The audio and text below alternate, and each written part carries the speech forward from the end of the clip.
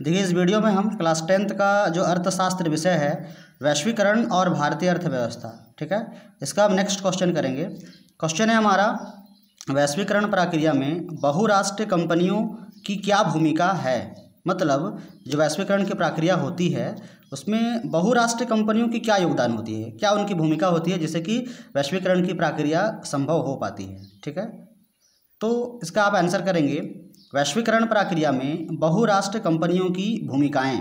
ठीक है, आप नीचे लाइन खींचेंगे, उसका लिखेंगे पहला नंबर पॉइंट है सेवाओं के मुक्त प्रवाह में। ठीक है, तो देखिए पहले हम समझा देते हैं, फिर जो लिखे हैं उसको हम पढ़ देंगे आपको। सेवाओं का मुक्त प्रवाह वैश्वीकरण का एक कारण होता है और बहुराष्ट्रीय कंपनियों के माध्यम से सेवाओं का मुक्त प्रवाह होता है। अर्थात सेवाओं के मुक्त प्रवाह के माध्यम से बहुराष्ट्रीय कंपनियां वैश्वीकरण प्रक्रिया में अपनी भूमिका सुनिश्चित कर रही है। समझ में आ रहा है आपको? तो देखिए आपको लिखना कैसे है, विभिन्न देशों के बीच सेवाओं का मुक्त प्रवाह वैश्वीकरण का कारक होता है तथा इसे बहुराष्ट्रीय कंपनियों द्वारा संभव किया जाता है। जैसे आप यूट्यूब आप देखते हैं, फेसबुक चलाते हैं, ये सारी जो कंपनियां हैं ये बहुराष्ट्रीय कंपनियां हैं और इनके माध्यम से क्या होता है, हम सेवाओं का लाभ उठा पाते हैं।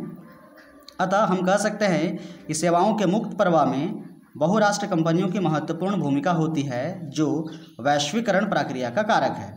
ठीक है, यानी कि सेवाओं का मुक्त प्रवाह है, इसीलिए यूट्यूब फेसबुक हमारे यहाँ तक आ पा रहा है। नहीं तो यूट्यूब जहाँ की कंपनी है वहीं रहेगी, फेसबुक जहाँ की कंपनी है वहीं रहेगी और पूरी दुनिया में ये नहीं फैलेगी। तो सेवाओं के मुक्त प्रवाह जैसी व्यवस्था की गई है और इस वजह से क्या होता है कि वैश्वीकरण की प्रक्रिया हो रही है। और ये जो फेसबुक, यूट्यूब, अब जो ये कंपनियां हैं ये बहुराष्ट्रीय कंपनियां हैं। ठीक है, अब दूसरा हमारा देखिए विदेशी निवेश के मुक्त प्रवाह में। ठीक है, देखिए विदेशी निवेश से भी वैश्वीकरण प्रक्रिया होती है और विदेशी निवेश को बहुराष्ट्रीय कंपनियों के द्वारा ज़्यादा सफल बनाया जा सकता है। जैसे टाटा स्टील कंपनी, ये बहुराष्ट्रीय कंपनी, एक से अनेक देशों में ये काम करती है। फिर है हमारा मारुति सुजुकी, जैसे कि आप देखिए यहाँ जो मारुति है वो भारत की कंपनी है, सुजुकी आपकी जापान की कंपनी है। क्योंकि क्या है कि विदेशी निवेश के मुक्त प्रवाह जैसी व्यवस्था की गई है, इसीलिए सुजुकी जापान की कंपनी यहाँ पे मारुति के साथ मिलकर यहाँ पे अपना प्रोडक्शन कर रही है। ठीक है, यानी कि निवेश यहाँ पर जो कर रही है, विदेशी निवेश जो संभव हो पा रहा है सुजुकी का भारत में, तो वो कैसे हो पा रहा है, मुक्त प्रवाह जैसी व्यवस्था इसीलिए। अर्थात विदेशी निवेश के मुक्त प्रवाह जो है, विदेशी निवेश का जो मुक्त प्रवाह है बहुराष्ट्रीय कंपनियां कर रही है, तो इससे क्या हो रहा है, वैश्वीकरण की प्रक्रिया हो रही है। ठीक है, नेक्स्ट देखिए टेक्नोलॉजी के मुक्त प्रवाह में। ठीक है, विभिन्न देशों के बीच टेक्नोलॉजी के मुक्त प्रवाह से वैश्वीकरण प्रक्रिया को मदद मिलती है। इस प्रवाह को बहुराष्ट्रीय कंपनियां अच्छे से करते हैं। जैसे जापान में पाए जाने वाले कृषि तकनीक बहुराष्ट्रीय कंपनियों के माध्यम से भारत भी पहुंच जाती है। स्वाभाविक है ना, कोई तकनीक अगर आपको मान लो जापान में मिल रहा है तो भारत भी आ जाता है। तो ये जो आ जाता है किस कारण से आ रहा है, क्योंकि टेक्नोलॉजी के मुक्त प्रवाह जैसी व्यवस्था है और ये बहुराष्ट्रीय कंपनियों के माध्यम से यहाँ पर वो सामान हमारे तक पहुँच जाती है। तो इससे भी क्या होता है, वैश्वीकरण की प्रक्रिया को गति मिलती है।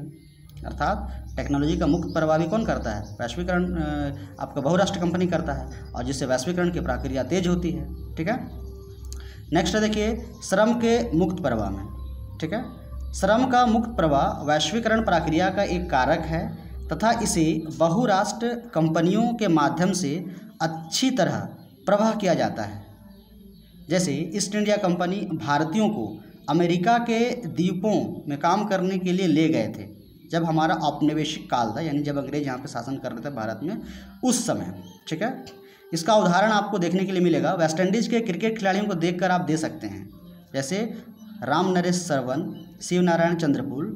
ठीक है, तो ये सारे खिलाड़ी आप देखेंगे ना तो ये भारतीय मूल के खिलाड़ी हैं ये, क्योंकि जब औपनिवेशिक काल था भारत में, यहाँ पे अंग्रेज यहाँ पे शासन करते थे, उस वक्त भारत के लोगों को अमेरिका के द्वीपों में, जैसे जो वेस्ट इंडीज़ है, ठीक है, तो उन द्वीपों में काम करने ले गए थे। तो वही लोग वहाँ पर बस गए और जो उदाहरण हमको जो क्रिकेट खिलाड़ी के तौर पे देखने के लिए मिलता है, तो ये बताता है कि उस वक्त श्रम का प्रवाह हुआ था और इस वजह से वो वहाँ पे भारतीय मूल के लोग वहाँ पे दिख रहे हैं। ठीक है, तो इस तरह से जो बहुराष्ट्रीय कंपनियां ही क्या करती है, लोगों को एक देश से दूसरे देश काम कराने के लिए ले जाती है। तो इससे क्या होता है, श्रम का मुक्त प्रवाह होता है, और श्रम का मुक्त प्रवाह कौन कर रहा है, बहुराष्ट्रीय कंपनियां कर रही है।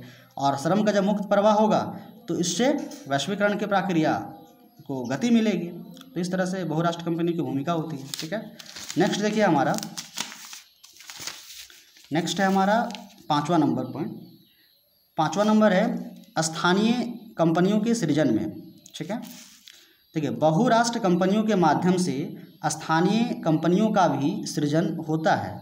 स्थानीय कंपनियों के माध्यम से स्थानीय बाजार विश्व बाजार के साथ जुड़ता है, जो वैश्वीकरण का प्रमुख कारक है। जैसे माइक्रोसॉफ्ट इंडिया प्राइवेट लिमिटेड एक कंपनी है। इस प्रकार अमेरिका की माइक्रोसॉफ्ट कंपनी जो एक बहुराष्ट्रीय कंपनी है, वह स्थानीय कंपनियों का सृजन कर वैश्वीकरण प्रक्रिया को तेज कर रही है। बोलने का मतलब जो बहुराष्ट्रीय कंपनियां हैं वो जिस जगह पर अपना निवेश करती है, जिस जगह पर अपना उत्पादन स्थापित करती है, तो वहाँ पे स्थानीय कंपनियों का भी सृजन करती है। जैसे कि उदाहरण के तौर पे माइक्रोसॉफ्ट इंडिया प्राइवेट लिमिटेड जो कंपनी है, ये माइक्रोसॉफ्ट है जो अमेरिका की कंपनी है, तो उससे क्या होता है ना, यहाँ का जो स्थानीय बाजार है वो विश्व बाजार के साथ जुड़ जाएगा। और ये स्थानीय बाजार का विश्व बाजार के साथ जुड़ना ये सबसे बड़ा कारक है वैश्वीकरण का। और ये कौन संभव कर रहा है, बहुराष्ट्रीय कंपनियां कर रही है। तो इस तरह से हम समझ सकते हैं कि बहुराष्ट्रीय कंपनियों की क्या क्या भूमिकाएं होती है वैश्वीकरण की प्रक्रिया में। ठीक है, तो इस वीडियो में हम इतना ही करते हैं, फिर मिलते हैं अगले वीडियो में। धन्यवाद।